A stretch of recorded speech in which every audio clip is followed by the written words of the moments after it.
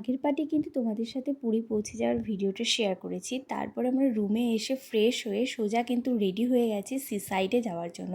এটা ছিল আমাদের পুরী ডে 1। আর ডে 1-এ আমাদের প্ল্যানই ছিল যে সি সাইডে গিয়ে আমরা আমাদের মতন সময় কাটাবো। আর ঘুরতে এসে যদি নিজের মতন সময়ই না কাটালাম তাহলে কেমন ঘুরতে আসা। ওই দৈনন্দিন গতানুগতিক সাংসারিক জীবন থেকে যখন আমরা বাইরে এসেছি, তো সেই বাইরের দৃশ্যটা সম্পূর্ণভাবে উপভোগ অবশ্যই করতেই হবে। আর এই সমুদ্রের পাড়ে এসে সত্যিই যেন মনে হচ্ছে আমার আমি এখানে একাই, আমার কেউ নেই, পিছু কোনো টান নেই। এতটাই ভালো লাগছিল এখানে নিজের মতন করে। সত্যি খুব আনন্দ করেছি, অনেক রিল করেছি।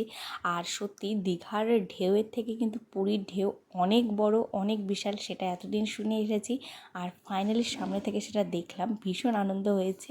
তো এরপরে তোমাদের সাথে পাট করে আমি আরও সব শর্টস ভিডিওগুলো শেয়ার করব, অবশ্যই সাথে থেকো।